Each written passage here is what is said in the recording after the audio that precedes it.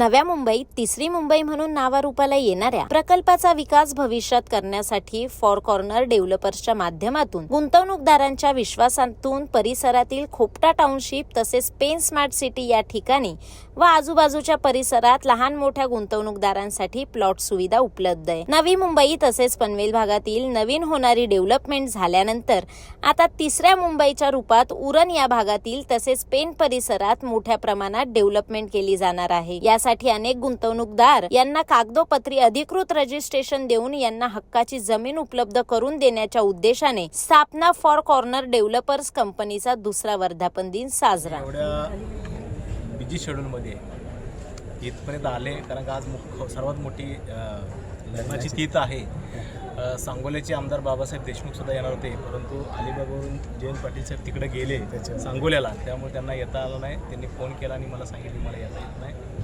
आमदार प्रशांत ठाकूर सुद्धा येणार होते, त्यांना सुद्धा त्यांचं पण व्यस्त शेड्यूल असल्या कारणाने कदाचित ते येऊ पण शकतात, नाही आल्या काही हरकत नाही। त्याचबरोबर आम्ही जसं मॅडम म्हणाल्या की आम्ही फोर कॉर्नर काच निवडला, तर एक आम्ही असंच बसलो होतो। आज आम्ही घाटावरचे हे घेतले, परंतु आम्ही एक विचार केला की बाबा असंच बसल्यानंतर बाबा काहीतरी करायला पाहिजे। आणि आमच्याकडे व्यवसाय नाही काय, म्हणजे लय मोठं शिकलं म्हणजेच लय मोठा व्यावसायिक होतो किंवा मोठी नोकरी लागते अशातला पण काय भाग नाही। मी खूप कमी शिक्षण माझं झालेलं आहे, परंतु एक योगायोगानं आम्ही सगळे संदीप पाटील असतील, संदीप पाटील असतील, बाकीचे मेहर सर असतील, प्रवीण पवार असतील, हे सगळे लक्ष्मी शिंदे असतील, असं बसलो असताना असं आम्हाला आठवलं की बाबा आता इथे एअरपोर्ट होतं आहे, इथल्या जागा बाहेरची लोक येऊन इथे विकत आहेत, मग आपण का करू नये असं एक संकल्पना मनामध्ये आली। आणि एका दोघांचे पैसे अटकले होते, त्या निमित्तानं आम्ही जवळ खोलात गेलो त्यावेळी कळलं की अरे इथं फसवणूक पण होती, पण हा व्यवसाय खूप सुंदर आहे।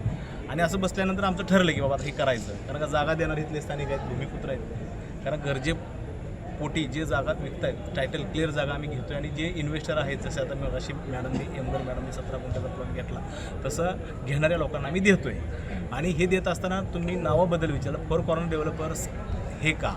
फोर कॉर्नर डेव्हलपर्स हे ह्याच्यासाठी की मुंबईनंतर ठाण्यानंतर नवी मुंबई बनलं आणि त्याच्याच बरोबरनं आता हे तिसरी मुंबई बनते, ही चौथा कोपरा बनतो आहे, म्हणून आम्ही फोर कॉर्नर डेव्हलपर्स, त्या फोर कॉर्नर डेव्हलपरचे 6 पार्टनर आणि त्या माध्यमातून आम्ही टायटल क्लिअर जागा लोकांपर्यंत पोहोचवण्याचं काम करतो आहे। आणि त्या जागा पोहोचवून तिथं भविष्यामध्ये जसं दादा बोलले, दादांचा तर आम्हाला नेहमी पाठिंबा असतोच आणि राहणार आहे, पण आम्ही तुम्हाला एवढंच आश्वस्त करू इच्छितो की आत्तापर्यंत मी 70 ते 80 एकर जागा विकलेली आहे, तिथं सेल केलेली आहे, म्हणजे इथल्या शेतकऱ्याच्या जागा शेतकऱ्यांनाच विकलेल्या आहेत, दिलेल्या आहेत त्या। पण तिथं भविष्यामध्ये ज्यावेळेस नवी मुंबईसारखी डेव्हलपमेंट येणार आहे, शिडकोनी कशी नवी मुंबईमध्ये आणली तशी तिथे MMRD डेव्हलपमेंट आणणार आहे, कारण का त्यावेळी दादांचा खूप मोठा रोल असणार आहे त्यामध्ये आणि त्यांचं योगदान आम्हाला लागणारच आहे। पण तिथं MMRD जेव्हा शेतकऱ्यांनी प्लॉटिंग करणार त्यावेळी ऐतिहासिक काम त्या टॉप 5 मध्ये फोर कॉर्नर डेव्हलपर्स ही कंपनी असणार आणि ह्याच्यासाठी दादांचं योगदान लागणार आहे।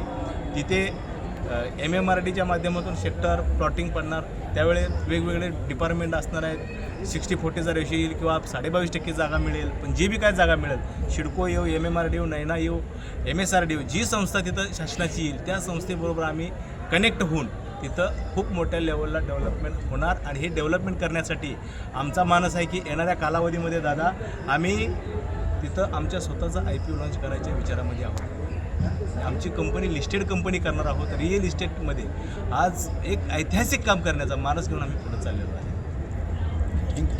मी मगाशीच सांगितलं की FCDला मनापासून आणि मोठे साहेब आणि पूर्ण टीम 6 जणांची यांना मनापासून मी शुभेच्छा दिल्या, कारण आज त्यांचं जे प्रेझेंटेशन मी बघितलं की एखादं प्रोफेशनल प्रेझेंटेशन असल्यासारखं मला वाटलं आणि कार्यक्रम देखील त्याच पद्धतीनं प्रोफेशनल आहे आणि 100% हे काही कुणाच्या सांगण्यावरनं आम्ही बोलत नसतो, हे जे आहे ते वास्तव मांडलं पाहिजे। आणि आपली मंडळी जर पुढे गेली तर का पुढे जाऊ नये हा प्रश्न माझ्या पुढे। आणि 100% ही मंडळी ज्या पद्धतीनं कामकाज आहे आणि ज्या पद्धतीनं त्यांनी एक एक्झाम्पल वर दिलं, त्या मॅडम वर आल्या, त्यांनी 17 गुंठे जागा घेतली आणि त्याच्यात समाधानी आहे। महत्त्वाचा प्रश्न आणि महत्त्वाचा त्याच्यात मुद्दा आहे की समाधान हा शब्द जेव्हा येतो ना त्यावेळी नक्कीच मला वाटतं कामात कुठलाही अडथळा येत नाही। त्या पद्धतीनंच यांची मला टीम दिसली आणि राजकीय विरहित सगळ्यांना त्यांनी आमंत्रण दिलं होतं। मग त्याच्यात सामाजिक क्षेत्रात असतील, ह्या तुमच्या आत्ता जे डेव्हलपर ह्या क्षेत्रात असतील, ही सगळी मंडळी मला आज एका जागी दिसली आणि त्याचा देखील आनंद आहे मनस्वी की आपली माणसं पुढे चाललेत, सगळे एका जागी आज दिसले. जसे पत्रकार बंधू देखील मला आज बऱ्याच दिवसांनी सगळे एका जागी दिसले. हे घेण्यासारखे याच्यातून की म्हणजे त्यांनी समाजातील खालच्या घटकापासून ते मोठ्या घटकापर्यंत सगळ्यांना इथे बोलवलं.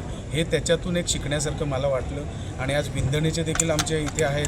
ही सगळी मंडळी आज खारघरला ऑफिस, मी त्यांना सांगितलं की पुढच्या वर्षी स्क्रीनवर आपल्या भारतातले जे मौजे अटल सेतू आहे, उद्या गव्हाण फाटा किंवा करळ फाट्यावर जे दुबईसारखं ब्रिज जे जेम मात्रे म्हणून आम्ही स्वतः बनवलं आहे, जे ब्रिज म्हणजे मी बनवले म्हणून सांगत नाही, पण ते ब्रिज ज्या पद्धतीनं बनलं हे फोटोज देखील उद्या तुम्ही दाखवू शकता. आणि खरोखर उद्या या काही गोष्टी लक्षात आल्या, उद्या ते डेव्हलपरमध्ये स्वतः घुसतील. आज फक्त लँड्स देत आहेत, पण उद्या जाऊन काय आहे त्यांची, जर उद्या ही कपॅसिटी वाढली आणि वाढणार 100%, या कपॅसिटीत ते स्वतः वेअरहाऊस निर्माण करून देखील विकू शकतात इंडोस्पेससारखे. हे देखील मी त्यांना सांगितलं. आणि खरोखर येणारा आंतरराष्ट्रीय दिवा पाटील विमानतळ याच्यातून जे रोजगार उत्पन्न निर्माण होणार आहेत, याच्यातून वेगवेगळ्या तऱ्हेने जे बिझनेस देखील निर्माण होणार आहेत, याच्यात देखील यांचा मोठा वाटा असणार आहे. कारण यांच्याकडून देखील यांना अजून मला माहीत नाही कुठपर्यंत आहे, परंतु मला असं वाटतं स्वतःला, माझं वैयक्तिक मत आहे की यांच्याकडून देखील बरेचसे बिझनेस दिले जातील पुढच्या काळात, असं मला वाटतं. आणि ते नक्कीच पुढे करतील. काही अडचण असेल तर त्यांना मी सांगितलं जरूर कधीही मला भेटा, मी कधी अवेलेबल आहे एवढं सांगितलं. आणि पुन्हा एकदा त्यांना दुसऱ्या वर्षाच्या आणि तिसऱ्या वर्षात पदार्पण केल्याच्या मनापासून शुभेच्छा देतो. धन्यवाद.